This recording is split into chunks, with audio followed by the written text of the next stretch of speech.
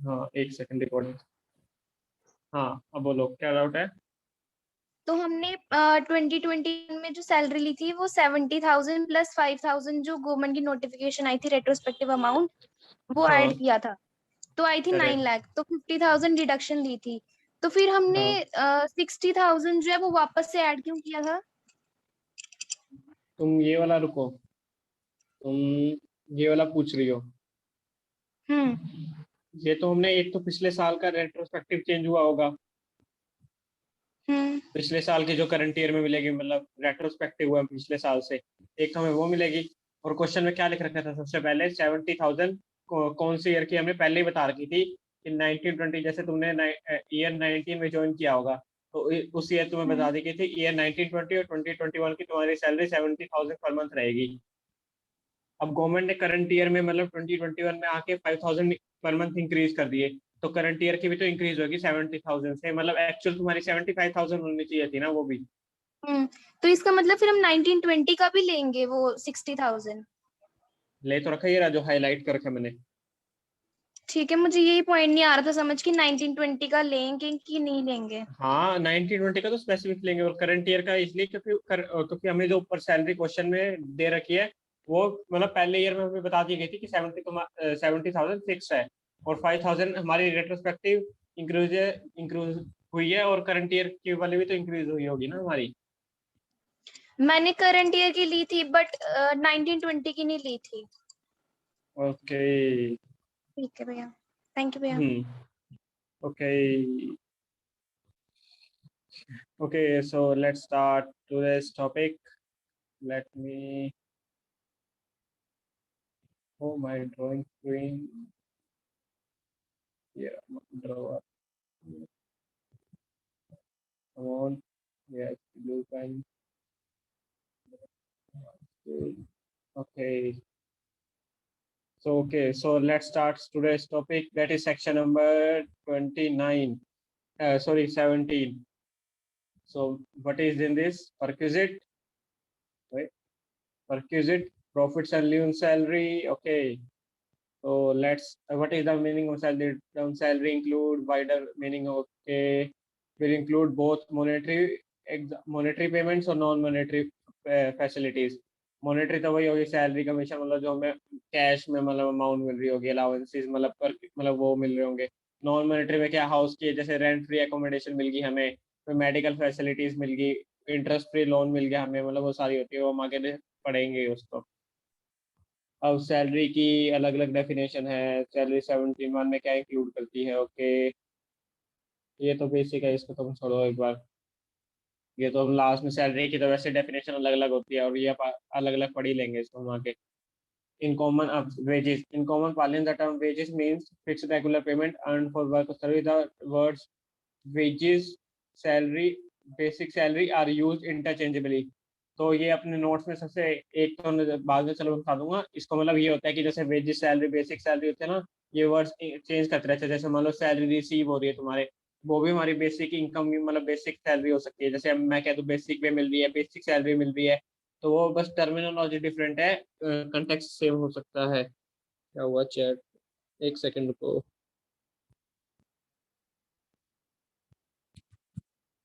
एक सेकंड, अब आ रही है। हेलो। ठीक है। हाँ ठीक है ना। ओके, ओके ओके ठीक है, चलो मैं थोड़ा माइक वैसे ही ऊपर कर देता हूँ। Okay, so let me continue again. कि देखो, वही है, वेजेस सैलरी और बेसिक सैलरी है ना, मतलब इंटरचेंजेबली यूज करते रहते हैं, तो मतलब वहाँ कंफ्यूज मत होना कि यहाँ मैं बेसिक लूँ कि वो कंसिडर ना करूँ, तो वो मीनिंग सेम ही होता है सैलरी हेड के अंदर। Under there are certain payments which are fully taxable, partly fully, ये हम पढ़ लेंगे आगे। whereas monetary benefits include HRA. Okay, this will continue further on. Okay, so allowances, different allowances are given to employees. There generally allowances are given to meet some particular requirements like house rent, uniform, okay, और which is taxable as salary head में सबसे क्या होता है, due और receipt basis whichever is earlier basis पे taxable होता है। एक ये वाला चार्ट जरूर ड्रॉ करना है अपने उसमें नोट्स में, ये वाला, अलाउंसेस कौन कौन से फुली टैक्सेबल होते हैं, कौन कौन से फुली एग्जाम्प्ट होते हैं। इसका एक चार्ट अपने अलग से ऐसा सेम ड्रॉ करके रखना अपने उसमें। और चलो सबसे पहले ये बताओ, तुमने मतलब कर रखा होगा अलाउंसेस और परक्विजिट में क्या डिफरेंस होता है? चलो मेरे को ये बताओ कोई।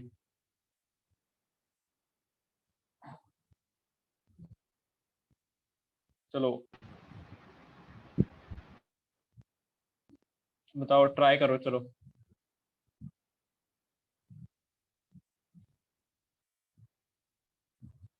हेलो। एक मिनट भैया, 2 मिनट सोचने दो। हाँ हाँ, तो सोचो सोचो। परक्विजिट्स भैया वो रिम्बर्स हो जाते हैं, मॉनेटरी टर्म में मतलब पैसा मिल जाता है, उसका रिम्बर्स हो जाता है पैसा, अलाउंस में Allowances पैसा में दिया जाता है। नहीं मिलता?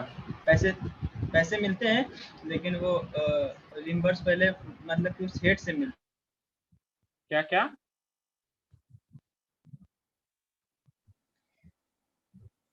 भैया अलाउंसेस जो है वो हाँ कैश में मिलते हैं, और जो कंडीशन होती है वो अनयूजुअल होती है, मतलब या तो अनयूजुअल हुई या तो कोई स्पेसिफिक कंडीशन के लिए मिलता है।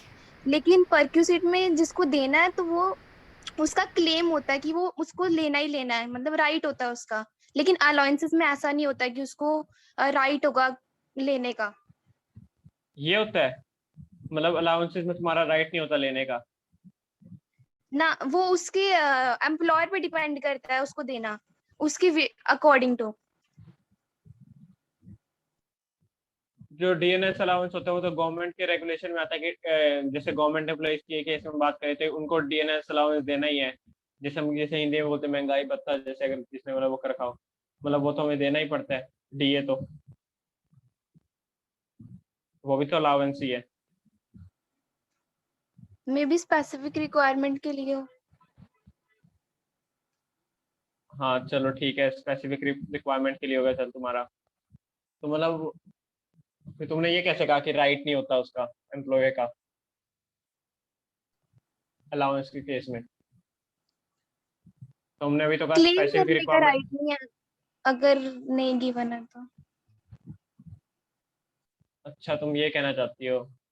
वैसे बताऊं, एक्चुअली परक्विजिट और अलाउंसेस में ये डिफरेंस होता है कि अलाउंस होते हैं ना, मतलब हमें कोई एक्सपेंडिचर, मतलब जैसे हम जिस पर्पस के लिए हमें कोई मिल रहा है वो अमाउंट, उससे हमें पहले ही मिल जाता है, पहले अमाउंट वो रिकवर हो जाती है हमें। मतलब जैसे मान लो ये जैसे जैसे कोई एग्जांपल ले कि जैसे ओवर टाइम अलाउंस है, मतलब ओवर टाइम से छोड़ो, मतलब जैसे हम कोई आगे पढ़ते हैं ना, ट्रांसपोर्ट अलाउंस होता है। मतलब उसमें होता है ना, हमें अलाउंस अमाउंट पहले ही मतलब जो एम्प्लॉयर होता है ना वो हमें अमाउंट दे देता है, मतलब उससे रिलेटेड, मतलब जो भी है, जैसे मान लो 10,000 की ट्रांसपोर्ट मतलब खर्चा दे दिया उसने, मतलब आने जाने के लिए, मतलब उसने 10,000 दे दिया। तो मतलब अगर ये ध्यान रखना कि मान लो अगर उसने एक्सपेंडिचर होने से पहले अमाउंट दे दी तो अलाउंस है। अगर मान लो एक्सपेंडिचर ट्रैवल हो गया, उसने अपना खुद का मतलब एक्सपेंडिचर वो कर दिया बियर उस पे, तो अगर उसके बाद उसने वो दिया है ना अमाउंट, तो वो परक्यूजिट्स हो जाते हैं, ना कि अलाउंस। ये एक मेन डिफरेंस मतलब यही होता है कि अगर वो हमें ये चेक करना होता है कि अमाउंट मिली कब है, एक्सपेंडिचर से मतलब, या फिर जिस पर्पज से पहले या उस पर्पज के बाद मिली है। मेन डिफरेंस यही होता है परक्विजिट और अलाउंस के बीच में, कि मतलब तुम्हें अमाउंट मिली कब है, ये ध्यान से देखना। मतलब इंटर में तो मेरे अकॉर्डिंग पेपर में इतना नहीं करेंगे, लेकिन फिर भी एक बार वो ध्यान से करना एमसीक्यूज के लिए, कि मतलब वो अमाउंट मिली कब है अपना। अगर तुम्हें लिखना हो ना अलाउंसेस और परक्विजिट में, तो ये लिख लेना कि मेन डिफरेंस यही होता है। अगर एक्सपेंडिचर से देखो ऐसे बनाना, तुम इसको ना टाइमलाइन से बना सकते हो। ये यहाँ पे लिखना है, यहाँ पे ये तुम्हारा क्या हुआ है, एक्सपेंडिचर हुआ है। अगर इससे पहले तुम्हें कुछ अमाउंट मिल रही है यहाँ पे, कुछ भी अगर इससे पहले मिल रही है तो ये सारा हो जाएगा अलावेंस। इसके बाद मिलेगी तुम्हें अलावेंस का एक्सपेंडिचर होने के बाद, तो वो होता है रीइंबर्समेंट, मतलब परक्विजिट्स के केस में आता है वो। एक सेकंड चैट पे देखिए चलो। मॉनेटरी अलाउंस, मेरी वॉइस कट हो रही है, मिस हो गया जो आपने बोला।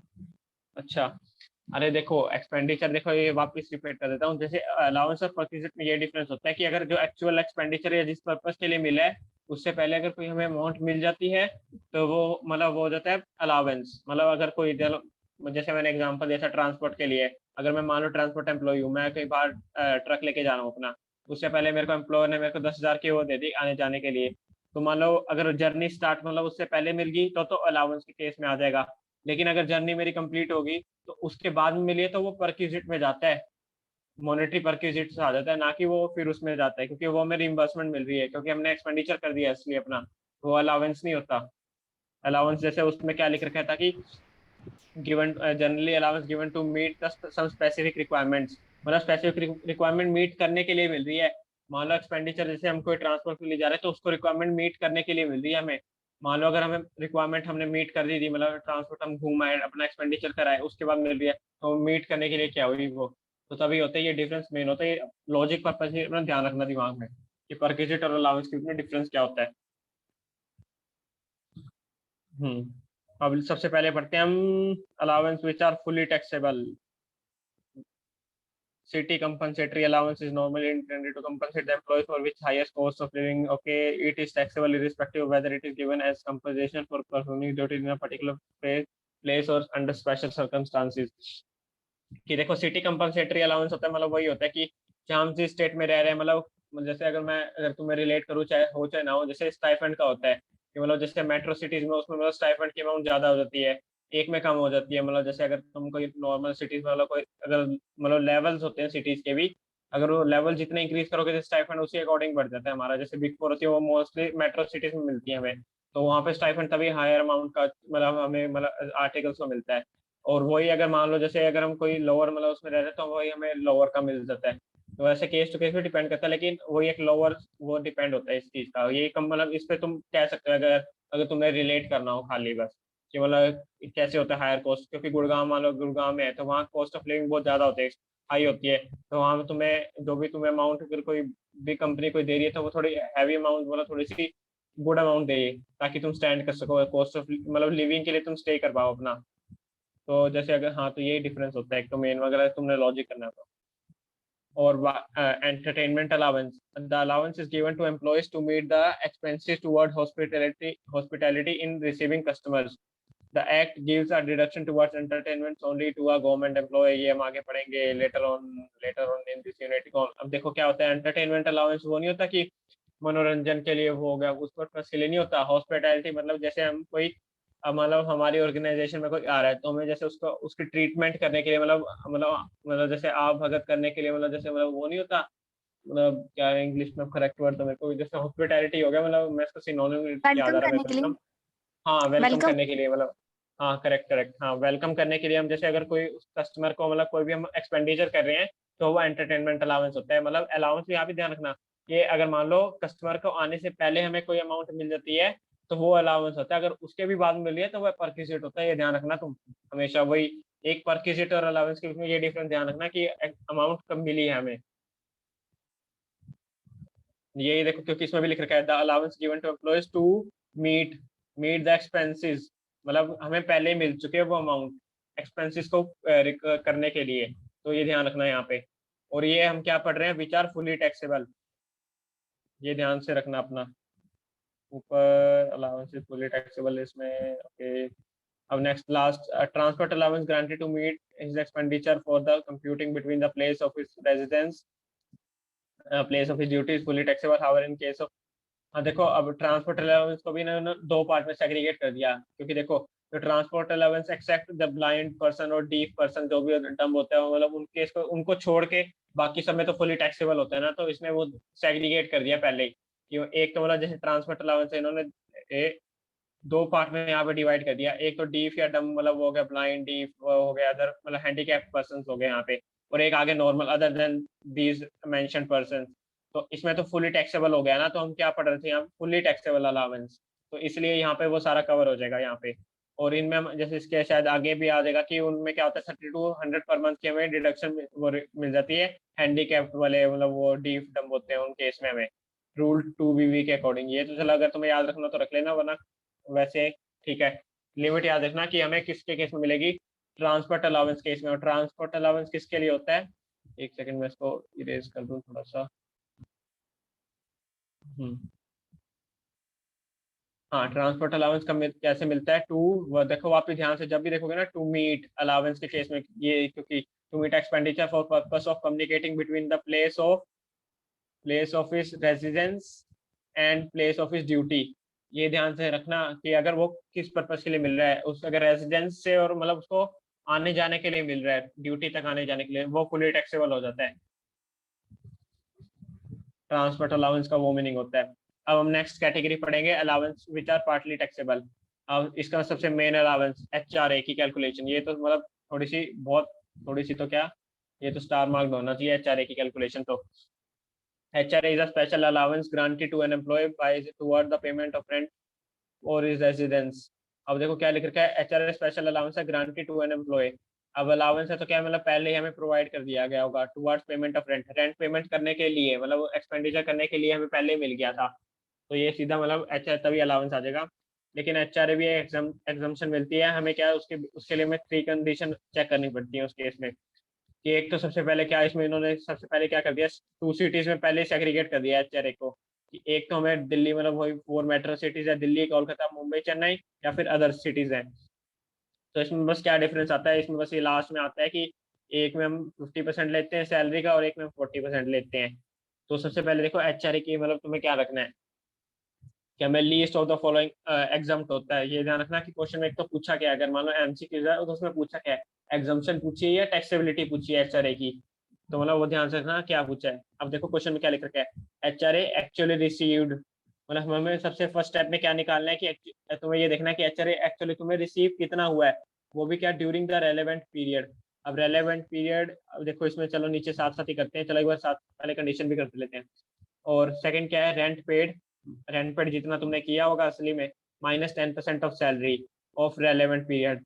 तो हमें एक चीज क्या चेक करनी है, हमें मतलब क्या चीजें चेक करनी है, एक तो रेलेवेंट पीरियड चेक करना है हमें, एक सैलरी देखनी है, सैलरी क्या है, और 50% हमें किसके लिए है, दिल्ली, कोलकाता, मुंबई, चेन्नई, बाकियों के लिए 40%। हाँ अब देखो क्या लिख सकते हैं, पहले हम ये सेकंड और थर्ड पढ़ते हैं। सैलरी में क्या आता है, एक तो बेसिक सैलरी मतलब जो तुम्हें मिल रही होगी, DA आ जाएगा, if provided in terms of employment. मतलब क्या DA कब होगा, कि अगर उस क्वेश्चन में लिख रखा होगा इन टर्म्स ऑफ एम्प्लॉयमेंट और नॉट, मतलब एम्प्लॉयमेंट के लिए, मतलब हमें किस पर्पज के लिए मिल रहा है वो हमें। अगर हम पार्ट ऑफ एम्प्लॉयमेंट है तभी हम कंसीडर करेंगे HRA के लिए। ध्यान रखना कि हमें अगर मान लो टैक्सेबल सैलरी पूछ रखी है, वहां तुम पूरा HR वो लेंगे, DNS अलाउंस। लेकिन HRA के लिए हम जितना अगर part of term of employment वाला वो हम कंसीडर करेंगे। और एक क्या कमीशन, क्या फिक्स परसेंटेज ऑफ टर्नओवर, मतलब फिक्स परसेंटेज ऑफ टर्नओवर हो, कि मतलब टर्नओवर इसमें केस में ना तुम्हें दिख जाएगा टर्नओवर का, या तो सीधा लिख रखा होगा टर्नओवर का परसेंटेज है, या फिर टर्नओवर दे रखी होगी और तुम्हें परसेंटेज दे रखी होगी, ये तो तुम इजीली कर लोगे। बस ये ध्यान रखना, वेरिएबल मतलब अगर कोई चेंज हो रहा है ना, फ्लक्चुएट, वो हमें नहीं देना। और रेलेवेंट पीरियड का क्या मीनिंग होता है, period during the which said accommodation was occupied by the assessee during the year. मान लो जैसे हमें अलाउंस है मिलना स्टार्ट हो गया था मतलब पहले, लेकिन हमने जो एकोमोडेशन है वो स्टार्ट यहाँ से करी है, यहाँ से। तो हमें HRA की कैलकुलेशन के लिए कितना देखना है, यहाँ तक का, ये इतना, ये वाली अमाउंट देखनी है। मान लो अमाउंट हमें यहाँ से मिलना स्टार्ट हो गई थी, उसने क्या दिया था मतलब एम्प्लॉयर ने हमें, लेकिन हमने जो एकोमोडेशन है वो यहाँ तक ढूंढी है, हम ये एरिया तक। तो HRA की कैलकुलेशन मतलब जो हमें रेलेवेंट पीरियड पड़ा है, मतलब एग्जाम्पशन के लिए है, ये ध्यान रखना कि मतलब HRA तो फुली टैक्सेबल हो जाएगा जितना मतलब, लेकिन तुम्हें सेग्रीगेट करना होगा अगर हमें HRA बाद में मिला है तो। मतलब पेपर में तो शायद इस केस में ना बनाए, MCQs में अगर फिर भी वो कर सकते हैं इस चीज को, कि जैसे इसका भी हम क्वेश्चन बनाएंगे अगर टाइम हुआ ना। पहले एक बार हम कवर कर देता हूँ, मैं देखता हूँ कितना और आगे, मेन मेन पहले देखते हैं चलो। ओके, रूल 2 भी चलो आज रूल 2 भी तक ट्राई करते हैं जल्दी से कंप्लीट करने की, फिर अगर टाइम जितना टाइम बचेगा उसमें क्वेश्चन प्रैक्टिस करेंगे हम, वरना कल स्टार्ट में आके कर देंगे। चलो एक बार ये रेलेवेंट पीरियड ये हो गया, क्योंकि मतलब जहाँ से तुमने एकोमोडेशन एक्वायर, मतलब जहाँ से तुमने रहना स्टार्ट किया एकोमोडेशन से, वहाँ हम HRA की एग्जाम्पशन के लिए कैलकुलेशन चेक करेंगे। टैक्सेबल तो जितना हमें पहले हुआ होगा ये वाले एरिया में, ये तो फुल टैक्सेबल हो जाएगा ये वाले एरिया में, ये वाले, ये वाले में तो फुली टैक्सेबल होगा, और यहाँ के लिए हमें एग्जाम्पशन चेक करनी है। और यहाँ पे तो सेम ही है, बस 10% हो जाएगी। Exemption is not available who lives in his own house and in which he has not incurred the expenditure of rent. मान लो अब इसमें क्या लिख रखा है, अगर वो SSC खुद के घर में रह रहा है और उसने कोई मतलब लेकिन मतलब रेंट पे नहीं किया। अब रेंट पे नहीं किया होगा, देखो सीधी सी बात है, इसका क्या लॉजिक है, अगर रेंट पे नहीं किया तो यहाँ पे कितना, 0 आ जाएगा। अब 0 आ जाएगा, 0 - 0, तो एग्जाम्पशन क्या सीधा ही नील हो जाएगी, तो हमें कैलकुलेट करने की जरूरत ही नहीं है, सीधा सा लॉजिक था ये। ये रेंट पेड 0 है, 0 माइनस सबसे least of the following exempt होता है, तो फुली टैक्सेबल हो जाएगा अपने आप। तभी इस नीचे इन्होंने फिर भी एक्सप्लेन कर दिया ये चीज। और ये हमें किसके लिए होता है, जहाँ हमें एकोमोडेशन मिली है। और ये ध्यान रखना, एकोमोडेशन जहाँ हमें मिली है, जैसे दिल्ली और गुड़गांव का हो गया, तो हमें जैसे मान लो दिल्ली की हमें वो मिली है एकोमोडेशन, लेकिन हम रहते हैं गुड़गांव में, मतलब ऑफिस हमारा वहाँ पे है, तो हमें एकोमोडेशन का प्लेस देखना है हमें मिला कहाँ पे है। अगर दिल्ली में मिला है तो 50%, अगर गुड़गांव में मिला है तो 40, मतलब अदर देन वही बाइफरकेट हो जाएगा। Okay, question we will do separately. Okay, special allowance to meet expenditure personal और ड्यूटीज। ओके,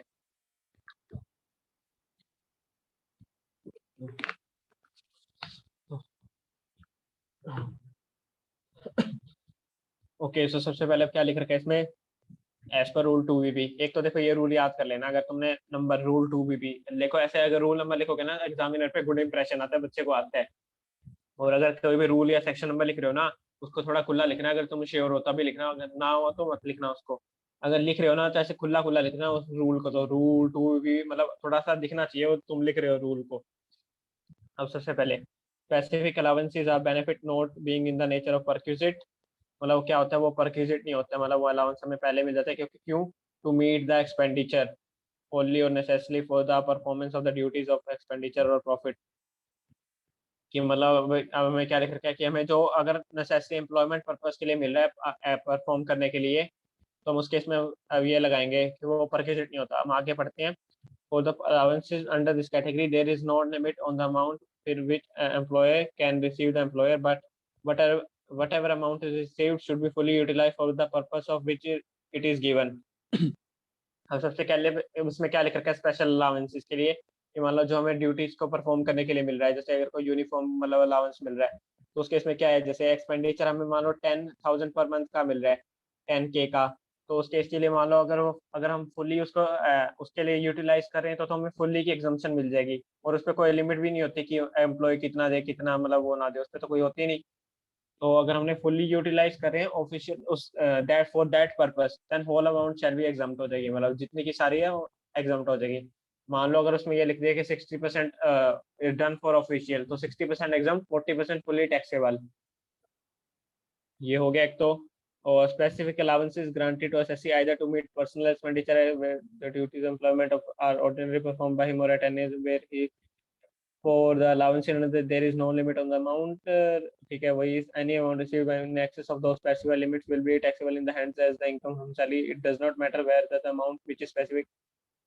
अब देखो इसमें दो कैटेगरी बना दी, एक तो कि मान लो एक तो स्पेसिफिकली क्या है फर्स्ट केस में, टू मीट द एक्सपेंडिचर, मतलब उस दैट पर्पस कि मतलब कोई हमें काम करने के लिए मिल रहा है, जैसे उस केस में एक वो होगा ना, सर ने ये वाला करवाया, TADACA यही था ना इसमें, किस किसने अगर किया हो तो वो ना सारे अंदर। हाँ यही था, यही बोला था हाँ सर ने, हाँ, TADACA जी UAA। हाँ तो टीए मतलब क्या होगा, एक तो ट्रैवलिंग या फिर ट्रैवलिंग अलाउंस हो गया, टीए। फिर ए से क्या, TADA। डी से मतलब क्या हो गया, डेली वाला अलाउंस। TADACA। सी से क्या हो जाएगा, कन्वेंस अलाउंस, कन्वेंस। हाँ कन्वेंस, सॉरी। ये, हाँ हाँ एच से हेल्पर अलाउंस हो जाएगा, और यू से यूनिफॉर्म अलाउंस हो हाँ जाएगा, और लास्ट में क्या है, TACHUAA।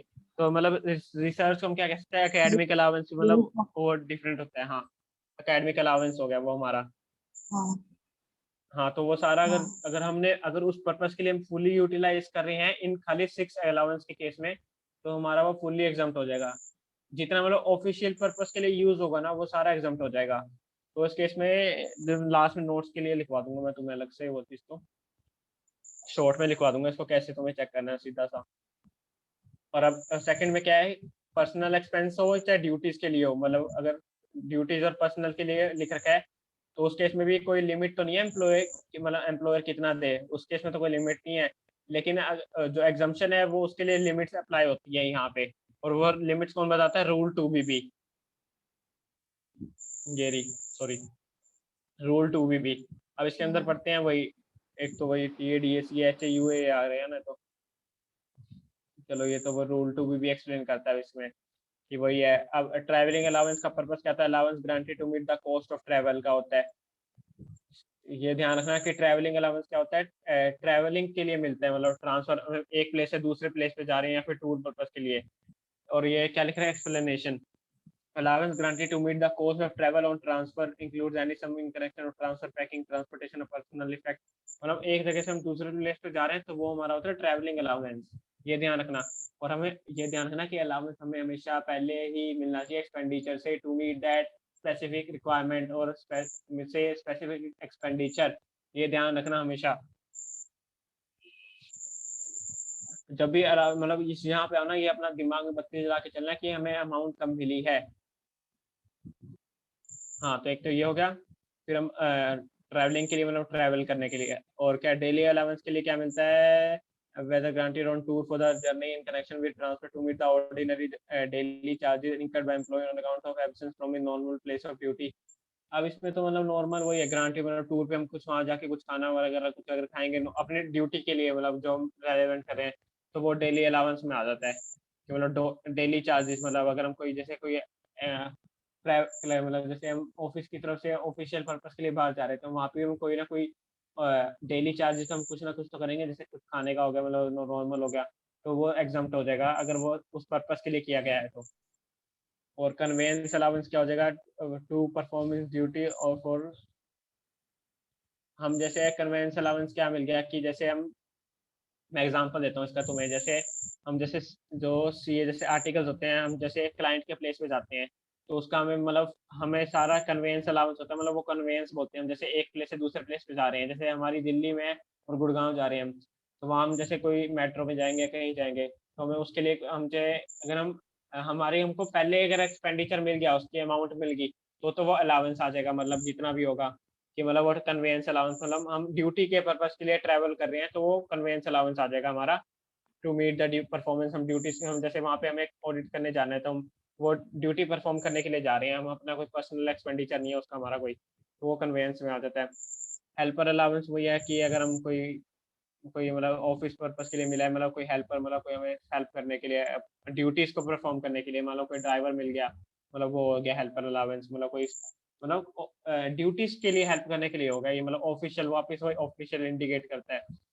रिसर्च में क्या आ जाएगा, एकेडमिक, कोई एकेडमिक रिसर्च ट्रेनिंग के लिए हमें कोई मिला है तो वो इसमें आ जाएगा, वो भी मतलब क्या हमारी ड्यूटी से रिलेटेड ही हो गया। और लास्ट यूनिफॉर्म अलाउंस पता ही है, मतलब जैसे कोई हम जो यूनिफॉर्म वियर करते हैं, जैसे कोई अगर मान लो कोई स्पेसिफिक ऑर्गेनाइजेशन में ये होता है कि मान लो ये यूनिफॉर्म पहन के आनी है सबको, तो उसकी रिक्वायरमेंट नहीं परचेज करने के लिए, तो जो भी हमें अलाउंस मिलेगा, अलाउंस के लिए वापस वही बात कि हमें पहले ही अमाउंट वो मिली चाहिए एक्सपेंडिचर से, ना कि बाद में। Any employment who opts for provision of section 115 BAPC only in respect of traveling allowance, daily allowance, ये वाला पॉइंट एमसीक्यू के लिख के चलना, ये एमसीक्यू में फंसा सकते हैं, बस नॉर्मल क्वेश्चन में वो है ये लिख के चलते हैं 115 बीएससी उसने फॉलो नहीं किया, लेकिन एमसीक्यू में दे देंगे उसने 115 फॉलो किया तो, और उससे वो लोग 2-3 एक्सपेंडिचर और दे देंगे तुम्हें ऐसे, तो वहाँ तुम्हें बस क्या 3 अलाउंस मिलेंगे, ट्रैवलिंग, डेली और सीए, मतलब टीए डीए और सीए, HAUA वाले वाले तुम्हें नहीं मिलेंगे, उस केस में एग्जाम्पशन नहीं मिलेगी कोई भी, मतलब शुरुआत के 3 में मिल जाएगी, लास्ट के 3 में नहीं मिलेगी, अगर तुम वो कोड याद रखे, TADACA, HAUA में नहीं मिलेगी तुम्हें कोई भी। हाँ, अब आ गया ये रहा कि इन पे अब लिमिट्स आ जाएंगी। अब देखो इन केसेस में ना ये एमसीक्यू में देंगे, वरना इन लिमिट्स को तो मैंने याद नहीं किया था, अगर तुम्हें याद करना हो तो ये वाली करना, मैं इंपॉर्टेंट बता देता हूँ थोड़ी कौन सी है, क्योंकि सारी चीज़ें याद करना कई बार इम्पॉसिबल, मतलब थोड़ा वो हो जाता है, कर लो तो अच्छी बात है, कोई वो नहीं होती। तो इस केस में मतलब 800 सीधा लिमिट याद करने के, इसमें मतलब कोई एक्सप्लेन तो कर ही नहीं सकता, बॉर्डर मतलब जैसे अगर कोई स्पेसिफिक पर्पस के लिए एल्टीट्यूड के लिए मिला है तो वो इतना मिल जाएगा, 800-300 पर मंथ डिपेंडिंग, और मैक्सिमम 7000 जा सकता है वो सियाचिन में, वही 1300 ऑल्टीट्यूड पे डिपेंड करेगा वो। स्पेसिफिक क्या इसमें ट्राइबल एरिया अलावेंस हो गया हमारा कोई, जो स्पेसिफिक स्टेट्स के लिए अगर कोई हमें कंपनसेटरी मतलब उसी पर्पस के लिए मिला ट्राइबल एरिया के लिए, तो उसमें क्या 200 पर मंथ की मिल जाएगी हमें एग्जाम्पशन, तो मैक्सिमम कितनी 2400 की मिल जाएगी इसमें। और वही अब ट्रांसपोर्ट के लिए to meet his personal expenditure during his duty performing course of running from one place to another. अब ये देखो ट्रांसपोर्ट ये किसके लिए मिल रहा है, ध्यान से रखना। क्या मैं सॉरी हाँ ट्रांसपोर्ट अलाउंस, ये ध्यान रखना कि श्रेय सर ने एमसीक्यू में भी डाला था कि ट्रांसपोर्ट मान लो जो ट्रांसपोर्ट है वो अपने रेजिडेंस प्लेस के लिए वो दूसरे प्लेस के लिए जा रहा है, उसको जो अलाउंस मिलेगा वो फुली टैक्सेबल हो जाएगा। मतलब अगर कोई मतलब वो जैसे अगर वो ऊपर कवर हो जाएगा, अगर वो एक्सपेंडिचर ऑफिशियल उसके लिए होता तो वो ऊपर कवर हो जाएगा ट्रैवलिंग में, तो वहाँ एग्जम्पशन मिल जाएगी उसे। लेकिन अगर ये नहीं मिला तो वो क्या हो जाएगा, देखो अब ये ट्रांसपोर्ट ये वाला जो है कि एम्प्लॉय को मिला है, वो भी क्या है, granted to employee working in मतलब वर्किंग इन ट्रांसपोर्ट सिस्टम, मतलब ट्रांसपोर्ट में जो काम कर रहा है उस एम्प्लॉय को मिला हो। और उसने क्या है कि मतलब पर्सनल एक्सपेंडिचर मतलब एक प्लेस से मतलब जैसे वो होते जो ट्रांसपोर्ट एम्प्लॉयज होंगे वो दिल्ली से मान लो दिल्ली से यूपी मतलब जाते रहेंगे ऐसे, तो उसमें के लिए जो भी उसको खाने के लिए मिला होगा वो सारा अलाउंस मिला होगा उसके लिए ट्रैवल करने के लिए mainly one place to another. मतलब तो उस केस में सारा का सारा मतलब सारा तो नहीं मतलब 70% जितना अलाउंस उसे मिला होगा या फिर 10,000 पर मंथ का वो एग्जाम्प्ट हो जाएगा उसका, विच एवर इज लोअर वाला मतलब वो एग्जाम्पशन मिल जाएगी उस पर कि जैसे उसे मान लो 15,000 पर मंथ मिले थे, तो 15,000 इंटू अगर हम 12 करें तो जल्दी से देखते हैं कितना आएगा, 1,80,000 आ जाएगा। तो 1,80,000 और इसका हम करेंगे 70%, तो कितना आएगा 1,26,000 और 10,000 पर मंथ कितना आएगा 1,20,000। तो एग्जाम्पशन कितने की मिलेगी 1,20,000 की। और क्वेश्चन में हमेशा ध्यान से पढ़ना, पूछा क्या है टैक्सेबल या एग्जाम्पशन, एग्जाम्प्ट मतलब अलाउंस कितना पूछा है। और यहाँ पे मतलब अगर मान लो पूछा टैक्सेबल तो तुम और अगर मतलब पूछा एग्जाम्पशन कितने हैं तो लिखना 1,20,000 एज पर रूल 2BB और that is 70% of that allowance और 10,000 पर month in case of an employee working in a transport system, ऐसे लिख देना बस, बहुत सेटिस्फाई हो जाएगा वो जो चेकर है। और अब देखो 70 अगर तुम्हें टैक्सेबल पूछा है ना तो इस केस में क्या करोगे 1,20,000 की एग्जाम्पशन, टोटल कितना था 1,80,000, तो 180 माइनस 120 60,000 टैक्सेबल होगा, ये ध्यान से करना तुम। पूछा क्या क्वेश्चन में, वही चिल्ड्रन एजुकेशन अलाउंस क्या मिलेगा चिल्ड्रन, सो 100 पर month a up to child up to मतलब 2 चाइल्ड 2 बच्चों तक की मिलेगी पर मंथ मिलेगी कि मतलब एक वही कि जैसे 100 पर मंथ की मतलब तो मैक्सिमम कितने की मिल सकती है, एक बच्चे के केस में 1,200 की मैक्सिमम मिलेगी और 2 बच्चे के केस में 2,400 और ये मैक्सिमम लास्ट में 2,400 ही आएगी। अगर मान लो क्वेश्चन में लिख रखा है कि वही 3,000 मिले 3 बच्चों के लिए, तो एक बच्चे के लिए कितना होगा 1,000 पर मंथ, और 1,000 पर मंथ हो गया तो मतलब हम 2 बच्चों के केस में क्लेम कर सकते हैं। तो 2 बच्चों के केस में हमने 2,000 हम कम कर देंगे, तीसरे बच्चे में कुछ नहीं मिलेगी और तीसरा बच्चा फुल्ली टैक्सेबल मतलब जाएगा उस केस में। मतलब ये मत कर देना कि 2,000 अभी 400 की बच्ची एग्जाम्पशन तो हम 400 इसमें से कर देंगे, वहाँ पे तीसरा फुल्ली टैक्सेबल जाएगा। और हॉस्टल के केस में भी वहाँ पे बस हॉस्टल के लिए मिल रहा है कोई एक्सपेंडिचर मतलब तो उस केस में 300 की हो जाएगी। बाकी इसमें आगे कोई एक ये वाला वही आ गया ब्लाइंड हैंडीकैप को मिला है क्या फॉर कम्युनिकेट, देखो याद रखना ये जो ट्रांसपोर्ट अलाउंस है वो भी कौन सा ब्लाइंड वाले के लिए और वो किसके लिए मिला है, रेजिडेंस और प्लेस ऑफ ड्यूटी के लिए। देखो उन दो में डिफरेंस क्या, एक रेजिडेंस और प्लेस ऑफ ड्यूटी के लिए उसके इसमें 3,200 की वो है, और वो भी किस केस में ब्लाइंड और मतलब हैंडीकैप पर्सन के लिए। और वहाँ पे क्या था, एक जगह से दूसरे प्लेस में ट्रांसफर करने के लिए मतलब एक जगह से दूसरे प्लेस पे जाने के लिए है। तो पर्पस भी ध्यान रखना, एक ग्राउंड ये वाला कर लेना, under ground allowance 800 per month की मिल जाएगी तुम्हें। बाकी तो अपने ऊपर डिपेंड करता है, तुम जितनी कर सको कर लेना, पढ़ लेना एक बार। ये तो चलो हमारा मेन आज का टारगेट कवर्ड हो गया चलो। और ये फुल्ली एग्जाम हमने जो ऊपर लिस्ट बनाई होंगी ये तो सारे बस हेडिंग हेडिंग पढ़ लेना, पूछते इसमें से कुछ भी नहीं है, मतलब मोस्टली किसी में नहीं आता।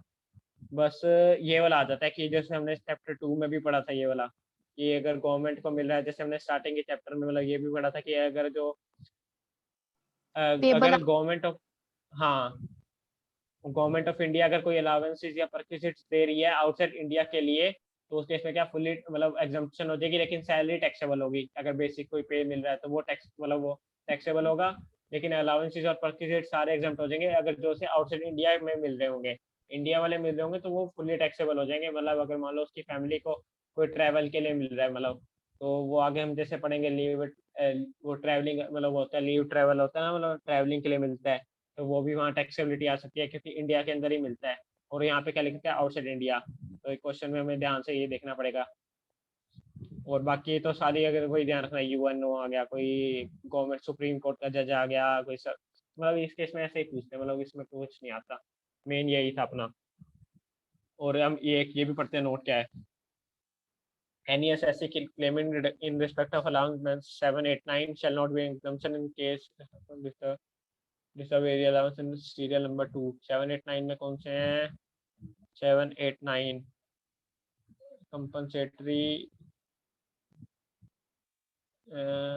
field area allowance, compensatory modified area allowance। ये मेरे ख्याल से थोड़ा नया है क्या compensatory, ये बोले ये दो की करके जाना है मेरे ख्याल से, अगर नया आया है क्योंकि ज्यादा ही वो कर रखा है। ये दोनों को एक बार कर लेना, क्योंकि नीचे इसका नोट भी दे रखा है ना कि अगर वो 7, 8, 9 में कर रहा है तो क्या है, तो उस केस में उसको सेकंड की नहीं मिलेगी। Mention shall not be, second में क्या दे रखा है? Border area. हाँ, बॉर्डर एरिया की नहीं मिलेगी। अगर उसे कोई स्पेसिफिक एरिया के लिए मिल रहा है तो बॉर्डर एरिया की नहीं मिलेगी उसे फिर। Okay, got that point. 7, 8, 9 में अगर उसे कोई स्पेसिफिक पर्पस के लिए कोई जगह के लिए मिल रहा है तो मिल हो गई। और इसके लिए क्या है, 115 BSc सेक्शन एंड होने वाला है। अगर वो क्या मिल रहा है, exemption only respect of transport allowance blind leave के लिए, वो इसमें के 115 अगर वो BSc फॉलो कर रहा है तो उसे खाली एग्जाम्पशन को उसके मिलेगी ट्रैवलिंग वाले के लिए, मतलब जो ट्रांसपोर्ट अलाउंस मतलब वो देते हैं डी हैंडीकैप को 3200 पर मंथ की, बाकी सबके लिए फुली टैक्सेबल हो। तो कंप्लीटेड द टारगेट। अब इसके में नोट्स है ना, मैं कल स्टार्टिंग के सेशन में आते सबसे पहले नोट्स बता दूंगा।